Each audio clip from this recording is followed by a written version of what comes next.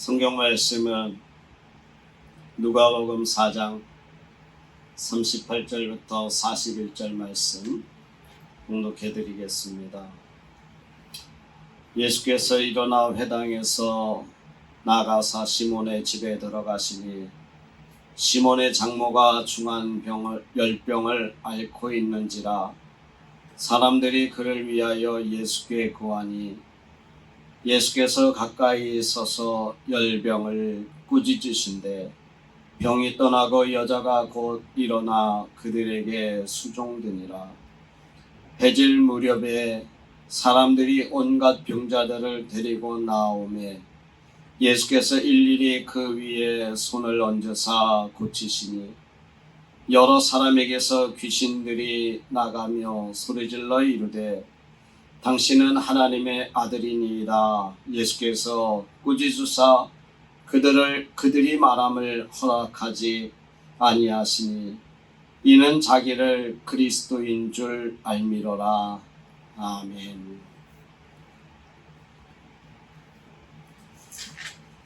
할렐루야. 오늘도 주의 말씀을 사모하는 여러분들에게 하나님의 놀라운 은혜가 임하기를 축원합니다. 새해가 되면 많은 사람들이 한 해를 소원하고 또 소망을 기원하면서 두 가지를 가장 많이 기원합니다. 복을 받기 원하고 또 건강하기를 원합니다. 그래서 사업이 잘 되기를 원하고 또 물질적인 어려움 없이 이런 경제적인 축복, 또 우리 몸의 건강을 위해서, 가족의 건강을 위해서 기원하고 또 소망을 빌기도 하죠. 우리 인생을 살면서 질병에 안 걸리고 건강하게 살면 얼마나 좋겠습니까?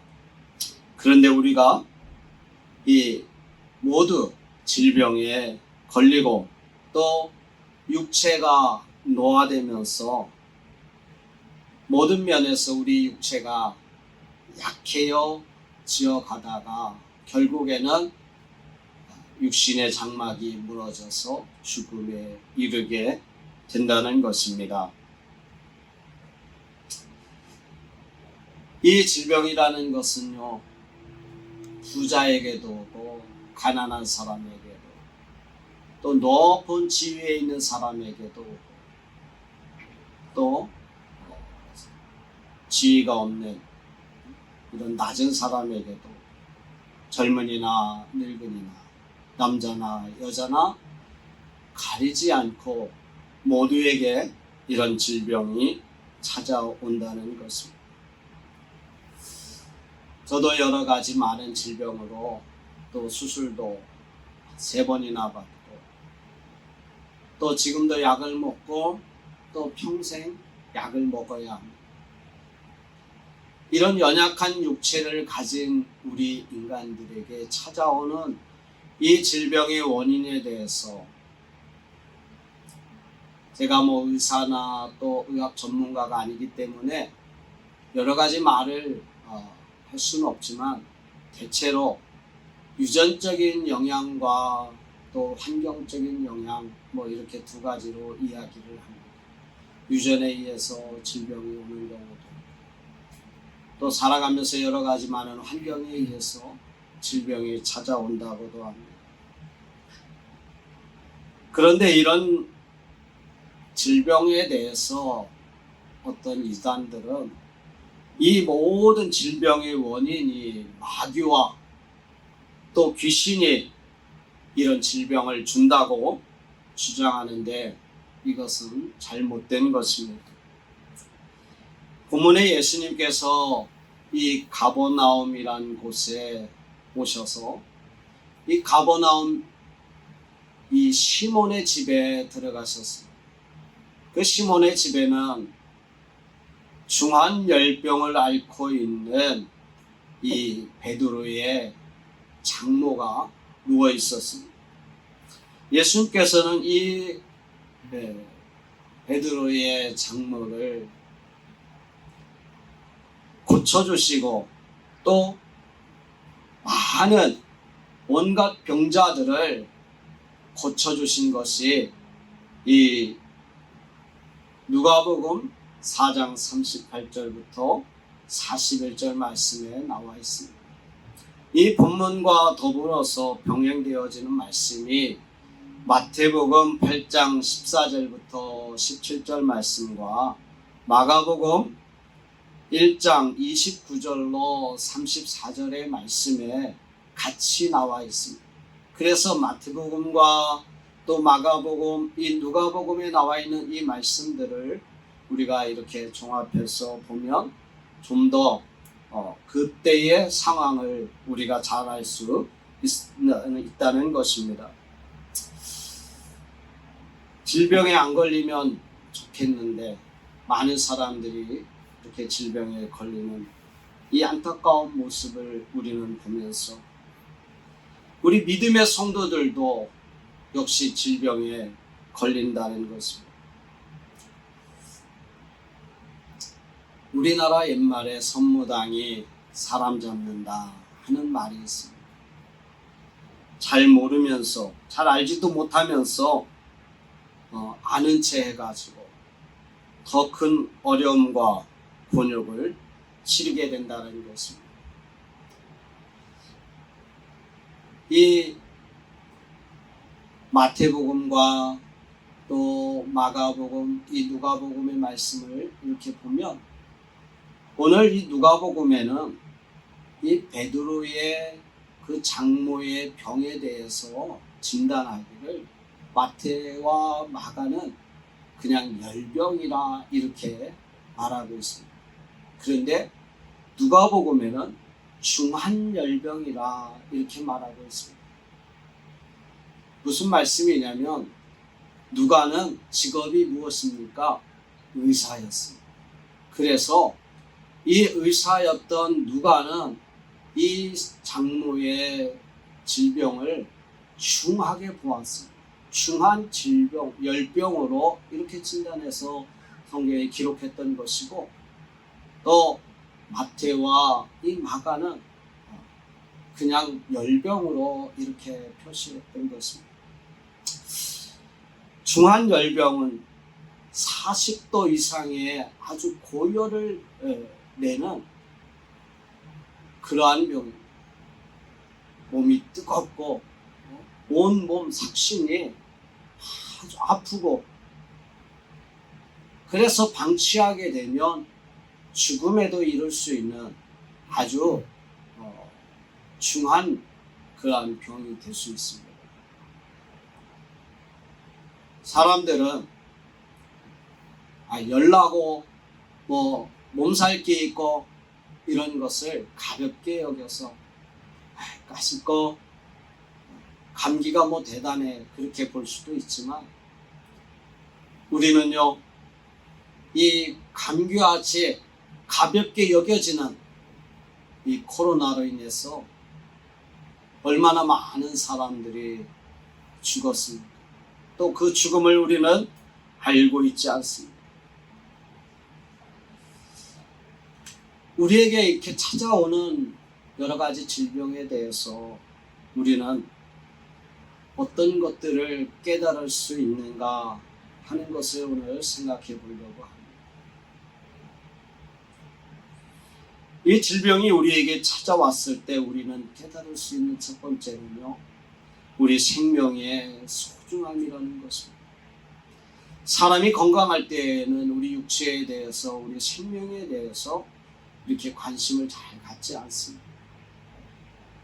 그런데 대부분 사람들이 이 건강할 때 이런 생각을 안 하다가 질병에 걸리면 우리 육체에 대해서 또 우리 생명에 대해서 소중함을 정말 피부로 느끼게 된다는 것을 우리는 알 수 있습니다. 질병에 시달리게 되면 죽음의 문제까지 놓고 고민하게 되는 것입니다. 그래서 이 죽음에 대해서 생각할 때 영원한 생명을 우리는 생각하게 되고 영생의 소망을 우리는 다시 한번 확실히 갖게 된다는 것을 생각하게 됩니다. 마태복음 9장에 보면 12회를 혈루증으로 앓던 여인이 있었습니다. 그런데 이 여자가 예수님의 옷가만 만져도 내 병이 나을 줄로 그 믿음을 가지고 예수님의 옷가를 만졌던 것입니다. 그로 인해서 그의 질병이 치료되는 것을 우리는 성경을 통해서 알 수 있습니다. 예수님의 옷가는 세상 사람들이 볼 때 아무것도 아니에요. 우리 사람들의 옷에 그 옷깃에 무슨 귀한 능력이 나타나겠습니까? 그러나 생명이 그 12해 동안 고통받았다면 간절하게 어떤 지푸라기라도 잡고 싶은 심정으로 무엇이든지 소망을 걸 수 있게 된다는 것입니다. 그만큼 우리의 생명의 소중함을 느끼기에 무엇이든지 간절함이 느껴지는 것입니다. 비록 옷자락 같은 하찮은 것일지라도 믿음으로 그것을 간절히 소망하며 하나님의 놀라운 역사도 체험할 수 있는 것을 우리는 성경을 통해서 알 수 있습니다. 그러므로 여러분, 우리가 어떤 질병에 걸려서 무조건 낙심만 하고 있을 것이 아니라 하나님의 사소한 능력일지라도 우리가 그것을 사모하면 그것이 내게 놀라운 역사를 일으킬 수 있다는 사실을 우리는 기억해야 될 줄로 믿습니다.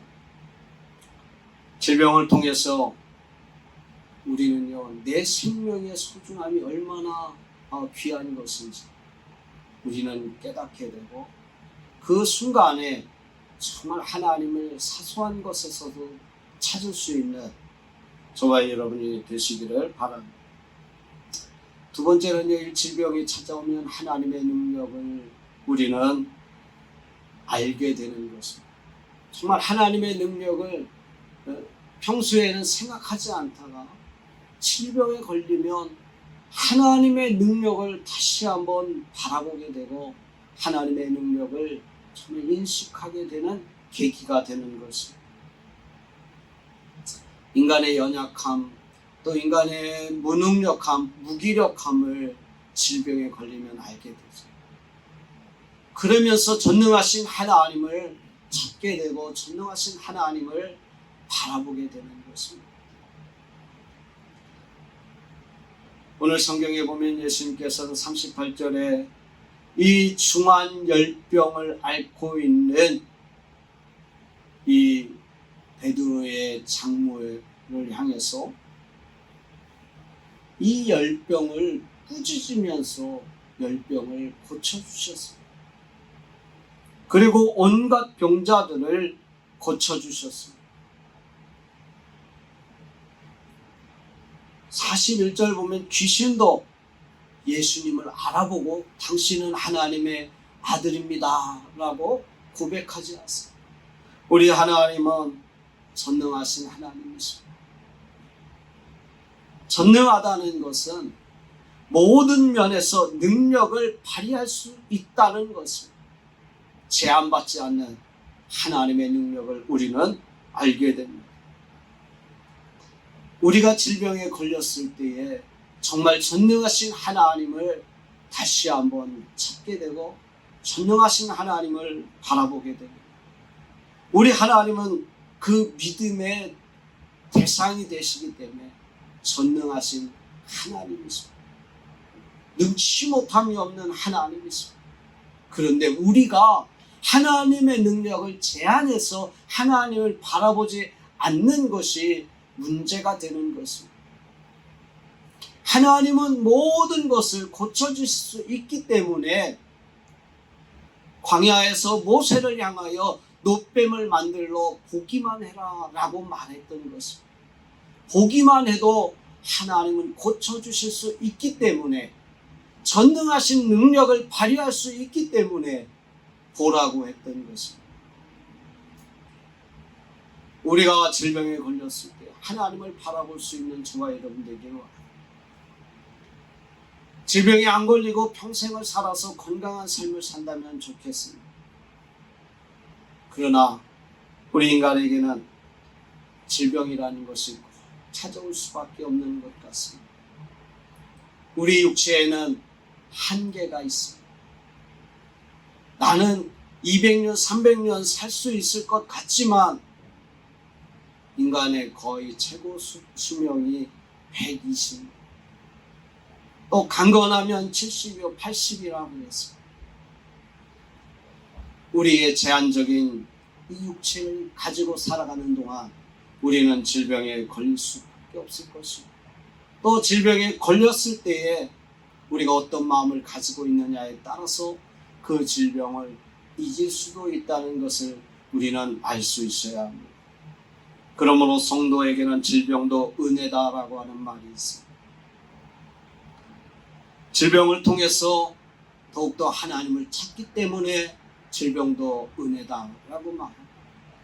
하나님을 잊어버리고 살다가 질병에 걸려서 하나님을 찾기 때문에 그것도 은혜라고 하는 것입니다. 또한 질병에 걸리면 사람이요 겸손해지지 않습니다. 교만하고 자기만 생각하던 사람이 질병에 걸리면 겸손해지고, 또한 질병을 통해서 우리가 하나님의 은혜라고 생각할 수 있는 것은 내 육신이 약하다는 것, 내가 무기력하다는 것을 깨닫는 순간에 전능하신 하나님을 알게 되고, 나를 위해서 십자가에 죽으신 그 고통을 당하신 예수님을 알게 되기 때문에, 그래서 우리가 하나님 앞에 죄를 회개할 수가 있는 것입니다. 나를 위해서 죽으신 십자가의 예수님의 고통을 체험하는 순간 우리는 예수님 앞에 감사할 수밖에 없고 내 죄를 하나님 앞에 회개할 수밖에 없을 것입니다. 그러므로 성도는요, 질병을 당할 때 이것이 하나님의 은혜라고 말할 수 있는 것입니다. 하나님을 찾게 되고 내가 겸손해지고 또한 내가 하나님 앞에 회개할 수 있는 계기, 동기가 되기 때문에 우리는 성도들이 질병에 걸렸을 때에 그것도 은혜다라고 말할 수가 있는 것입니다. 그래서 호세아서 6장 1절 말씀에는 오라 우리가 여호와께로 돌아가자. 여호와께서 우리를 찢으셨으나 도로 낫게 하실 것이요 우리를 치셨으나 싸매어 주실 것이니라 라고 말하고 있습니다. 하나님 앞에 돌아오는 계기가 될 수 있다는 것입니다. 마지막으로 우리가 질병에 걸렸을 때 정말로 우리의 성도들에게 주는 귀한 의미 가운데 하나는 우리의 믿음이 성장할 수 있는 계기가 될 수 있다는 것입니다. 믿음의 구주가 되시는 유일하신 하나님을 더욱더 의지하는 이러한 계기가 되는 것입니다. 내가 질병에 걸려서 내 육체의 연약함이 드러나는 순간 우리는 유일하신 하나님, 내 믿음의 구주가 되시는 하나님을 더욱더 의지하게 되고 하나님을 바라보게 되는 것입니다. 그래서 정말 하나님 앞에 믿음의 성장과 믿음을 소유할 수 있는 계기가 되는 것입니다. 이러한 믿음을 가지고 또 우리가 나음을 얻는 그러한 계기도 또 상황도 만들어질 수 있는 것입니다. 우리 인생의 앞날에 여러 가지 많은 질병이 찾아온다 해도 우리의 의지가 되시는 주님만을 바라보는 저와 여러분 되시기를 원합니다. 혹시 질병으로 고통받고 있다 할지라도 우리 주님이 저와 여러분과 함께 주실 것입니다. 나에게도 질병이 있지만 성경에 보면 사도 바울에게도 질병이 있었습니다. 그래서 사도 바울도 하나님 앞에 이 육체의 가시를 제거해 달라고 하나님 앞에 3번이나 기도했습니다. 그런데 하나님은 그것도 내게는 은혜라 이렇게 말하고 있지 않습니다. 왜 성도가 질병에 걸렸는데 그것이 하나님의 은혜인가? 그 예가 바로 사도 바울의 예인 것입니다. 내 은혜가 내게 족하다. 하나님께서 바울을 낮고 또 겸손한 사도로 만들기 위해서 사도 바울의 이 가시를 남겨두었다고 하는 것입니다. 우리가 질병에 걸리면 겸손해지듯이 정말 위대한 사도였습니다. 모든 학식을 갖춘 사도였습니다. 그가 가는 곳마다 많은 병자를 고쳤고 하나님의 교회를 세웠고 수많은 사람들을 하나님 앞에 인도하는, 회개시키는 놀라운 역사를 일으키는 사도 바울이었습니다. 그런 사도 바울을 낮고 겸손한 사도로 만들기 위해서 하나님께서 육체의 가시를 허락하셨던 것입니다. 이것은 사도 바울을 향한 하나님의 특별한 사랑의 장애물이라 이렇게 말도 하기도 합니다. 사도 바울도 물론 이 육체의 장애를 위해서 하나님 앞에 3번 기도했다고 표현하지만 그 자신의 육체의 그 가시를 매일매일 대할 적마다 아마 하나님 앞에 기도하지 않았겠습니다. 그런데 하나님께서는 이런 사도 바울의 기도에 대해서 내 은혜가 내게 족하다 라고 말하는 그 이유가 있습니다. 우리 인간의 연약함은요, 내 연약함 안에서 주님의 능력이, 주님의 그 전능하심이 나타날 수 있다는 것입니다. 아브라함은 바랄 수 없는 중에 인간이 연약한 내 육체의 수완이 다 되어서 모든 어떤 아이를 가질 수 없는 능력이 사라졌을 때 하나님의 능력으로 이삭을 낳을 수 있는 그런 힘을 하나님께서 허락해 주셨습니다. 또한 나사로가 죽었을 때에 마리아와 마르다가 포기했을 때, 체험했을 때 우리 예수님이 나사로를 살리셨던 것입니다. 우리 인간의 육체에 어떤 우리가 약했을 때에, 내가 할 수 없을 때에 하나님의 능력이 나타나는 것입니다. 우리 하나님의 전능하심이 내 약하는 어떤 질병으로 인해서 고난받을 그때에 하나님의 능력이 나타난다는 사실을 우리는 기억하시기를 바랍니다. 질병을 통해서 우리는요, 그래서 하나님의 은혜가 더하고 또 우리의 믿음이 그로 인해서 더욱더 성장하는 계기가 될 수 있다는 것을 우리는 기억하시기를 바랍니다.